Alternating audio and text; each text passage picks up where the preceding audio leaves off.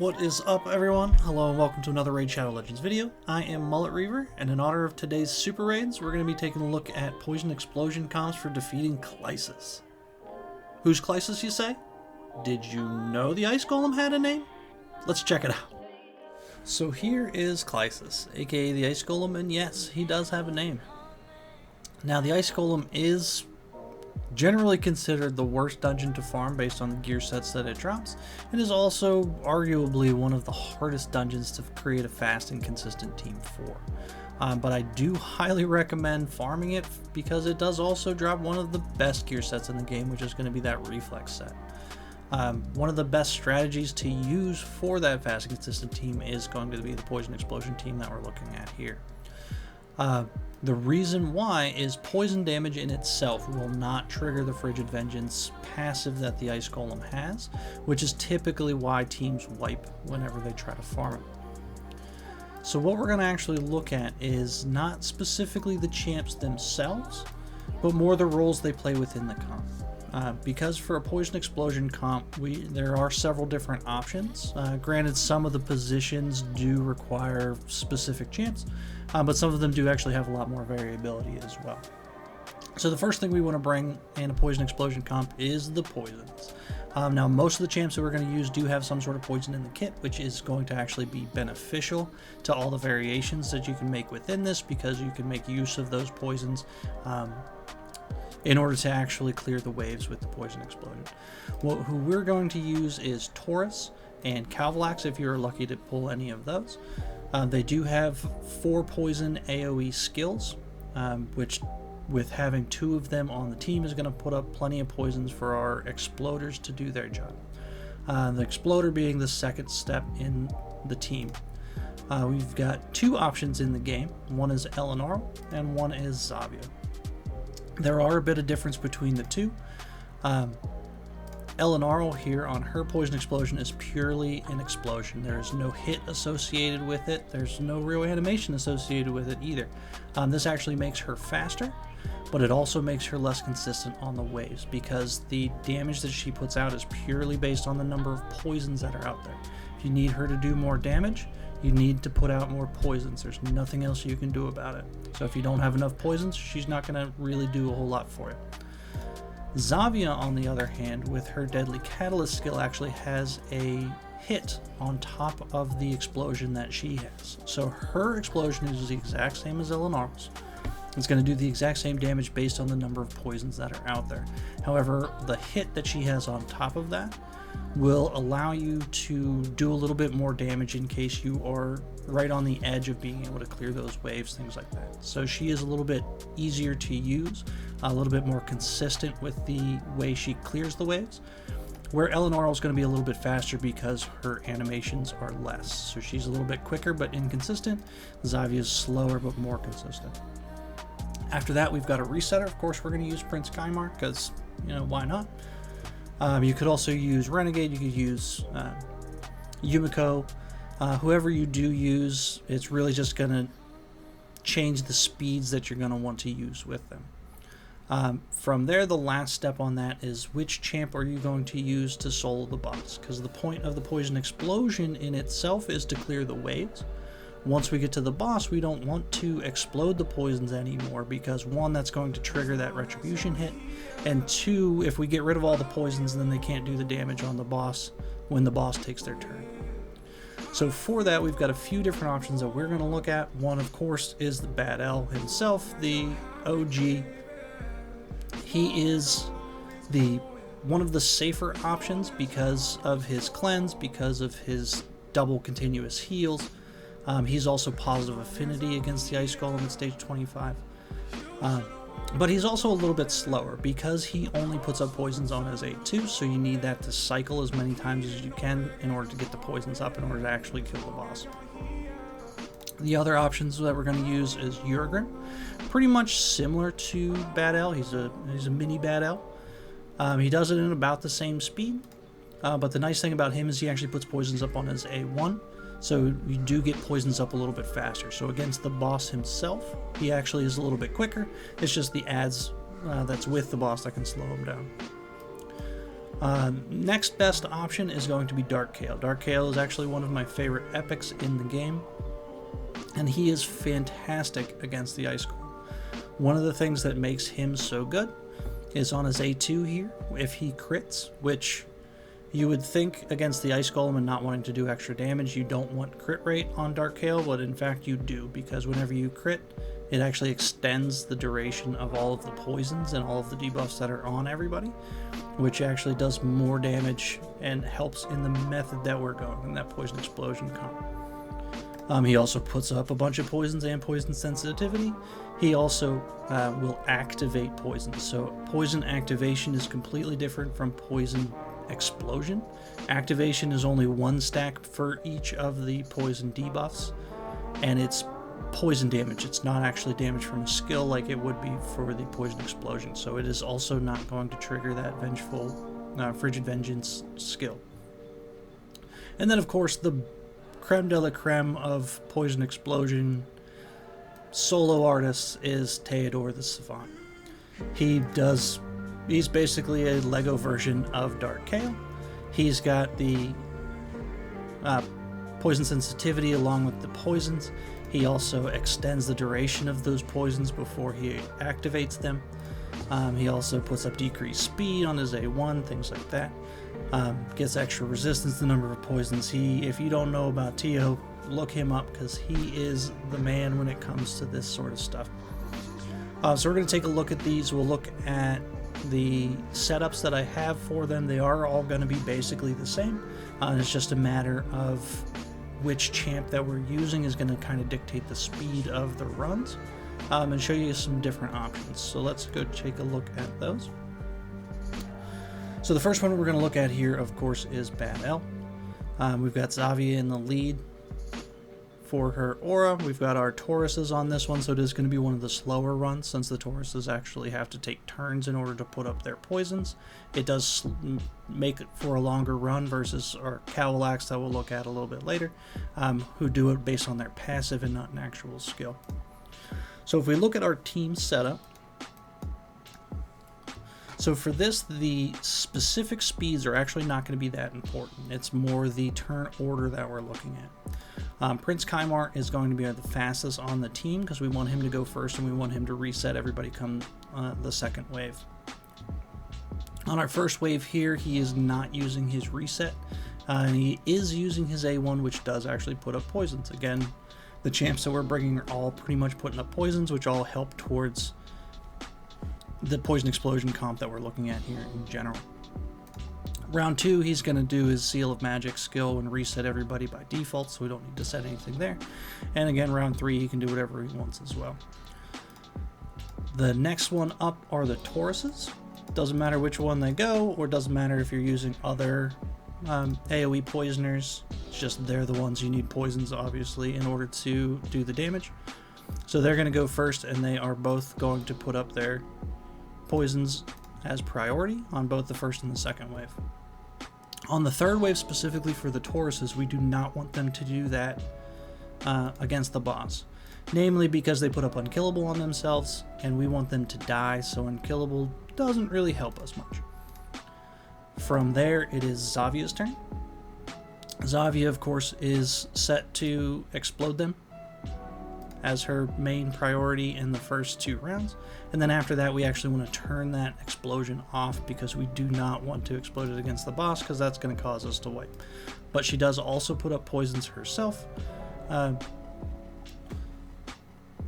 so that is going to come in handy in order to do the damage that we want. And then there's Bad L, who is basically just set to be Bad L. He is a little bit faster than our Tauruses. It doesn't really matter, again, where he goes in here, just as long as Zavia is last. So we can go ahead and take a look at this.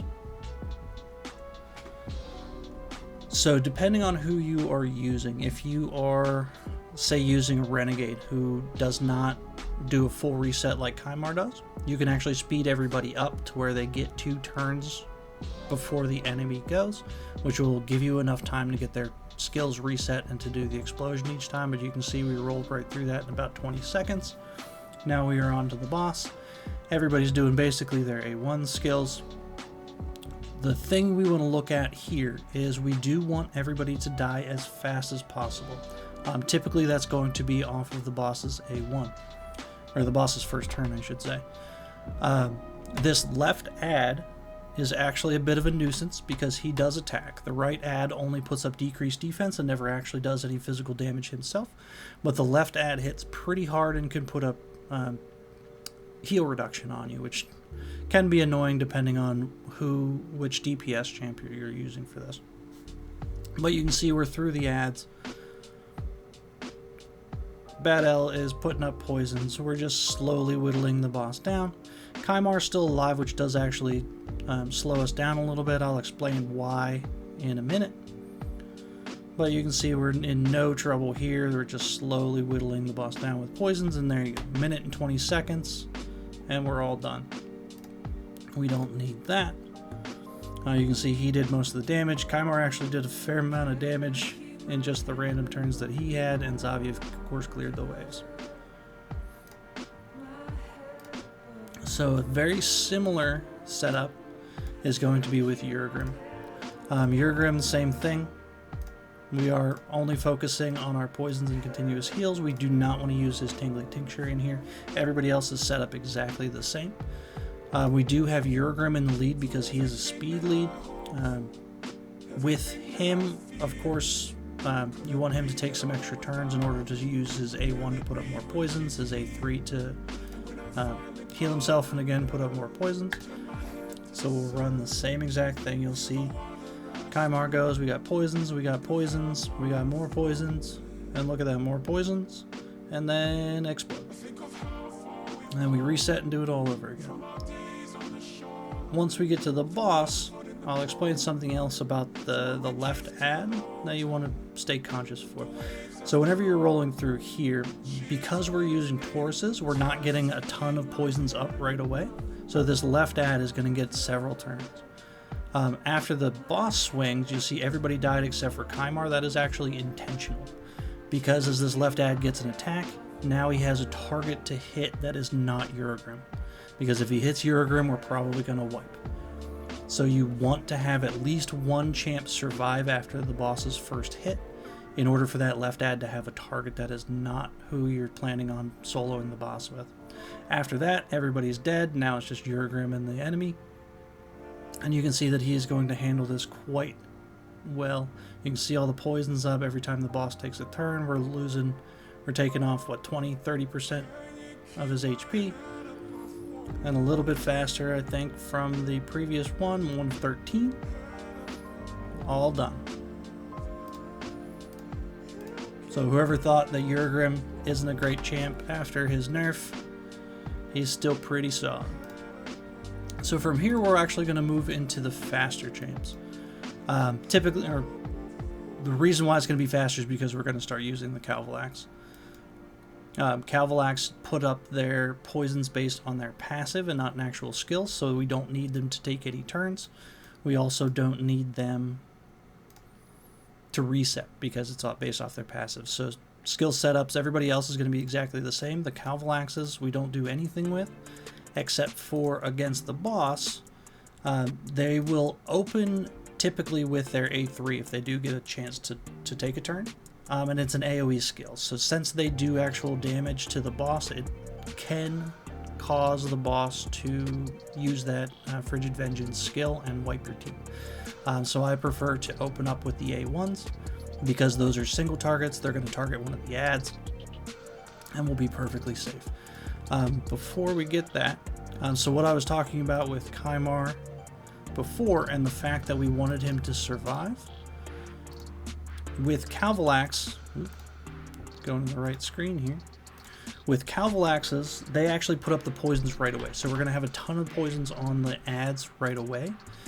So we actually don't need our Kymar built as tough as he is. So we can actually remove all of these. And that's actually one point that I hadn't made yet, is if you look at all of our champs, except for the champs that we're using to solo the bosses, everybody is missing gear. And that's on purpose, because we want them to be as glass cannon as we can. We want them to do, well, we want Elenarl and Zavia to be glass cannon, or Zavia specifically, because she's the only one that actually hits. Everybody else is purely there to do their one job and then die when we get to the boss. Our builds on our actual champs are all pretty similar as well. You can see we've got regen gear. We've got them pretty quick. We've got about 350 resistance, 230 accuracy minimum. But now with our Calvalaxes, we don't need Prince Kymar to survive anymore. So they put up all their poisons right away. They don't need to take any turns. We've got Dark Kale in there extending the duration of all the poisons, which is actually helping us to do the damage that we need for the explosions. And the same thing, so you can see all the poisons are up against the adds, even more poisons. So he gets one turn that takes out the left Calvalax, but he is not going to get a second turn. So we don't have to worry about anybody surviving here because that add dies. And then we just have to solo the boss from there. Now with Dark Kale, the reason why, again, he is so fast is because he actually can activate the poisons on his A1. So not only is the poisons doing damage when the boss takes a turn, it's also doing damage when he does his A1. So that was far quicker at 41 seconds. We'll go ahead and watch that one again.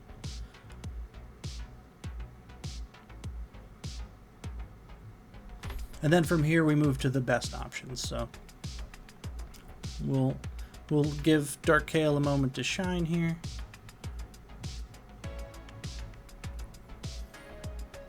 You can see that left add goes for the Calvalax first, and then he is not going to get another turn. So even though Dark Kale takes a lot of damage right there, it doesn't actually matter. If you are using Dark Kale, one of the other tricks that you can do, especially if you can't get somebody alive, if you're using the Tauruses or other poison champs, is you can actually use Dark Kale's A2 first, which is going to put a decreased attack on the boss, and will actually make you a lot safer too. So this time in 39 seconds. Last but not least, we've got the real Poison Explosion comp, which is with Tio. This one also uses Elenarl. Again, Elenarl is faster but less consistent, and you're going to see that here most likely. So poisons go up, and she drops them cleanly in this time. So you can see that we did not clear the wave as consistently this time. But once we get through, there is no one faster at clearing a boss than Tio.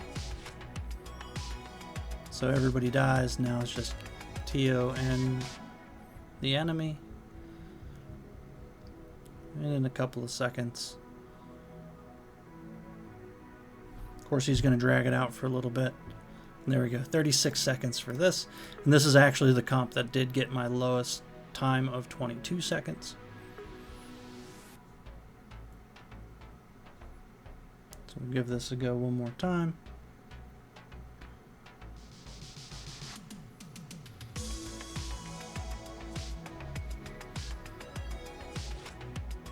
Elenarl's actually very consistent this time, which is nice. Granted, even the slowest times for this comp are going to be faster than the times we just witnessed with Dark Kale. There's 29-second clear. So that's it. That's Poison Explosion in a nutshell. So we've got our Poisoners, being in this case the Calvalaxes. We also can use Tauruses or Tomb Lords or Venom Mage, anything like that. Any AoE multi-poison champs. We've got an Exploder, we've got a Resetter, and then we've got somebody to solo the boss. So what do you guys think? Are you using Poison Explosion against the Ice Golem? Do you even farm the Ice Golem? Are you going to try to farm the Ice Golem? Leave me some comments down below. Do all the normal YouTube-y things. Hit the subscribe button, the like button, all that sort of good stuff. Let me know some comments what you think, and we'll see you in the next video. Later.